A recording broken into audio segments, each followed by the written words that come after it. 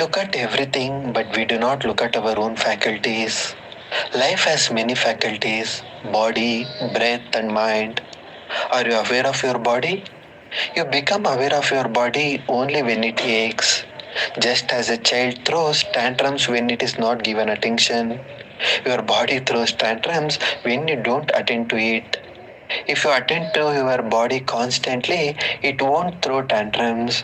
And attend to the body is not just about food and exercise. It is taking your attention to each part of your body and loving it consciously. Your body is the closest thing to you. It is the first layer of our existence. The second faculty is breath. What makes the skin different from leather? It is the breath. Even shoes have some value, but your body, when it is not breathing, has no value.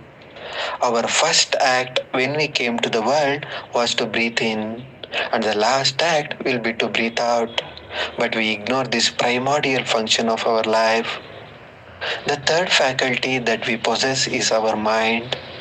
This is the faculty through which we perceive, and yet, this is what we know the least about.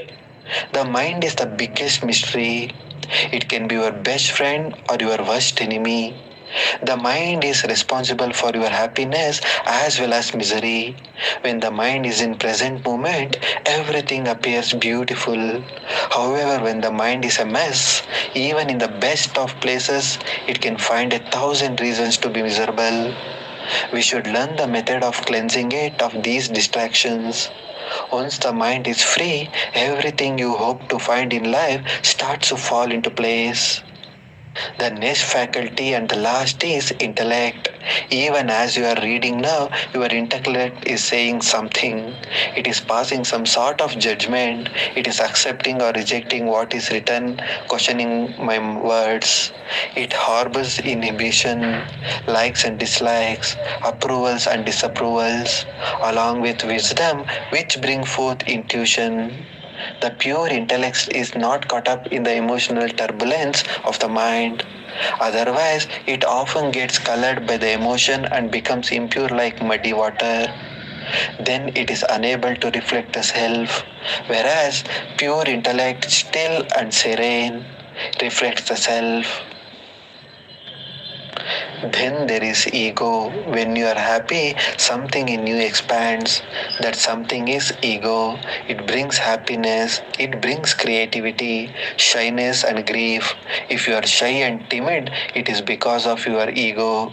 Joy and pride are also due to ego. Behind every fear, there is ego which causes heaviness and discomfort. It doesn't let love flow. Ego can be transcended by knowing the truth, by inquiring who am I. Ego is separateness, non belongingness. It is wanting to prove and to possess. And when you wake up and see there is nothing to be proved and nothing to possess, ego dissolves. There is also a positive aspect. It drives one to do some work. A person will do a job either out of compassion or out of ego. We know very little about the function of ego. Knowledge of your ego can strengthen you, it will eliminate your vulnerability.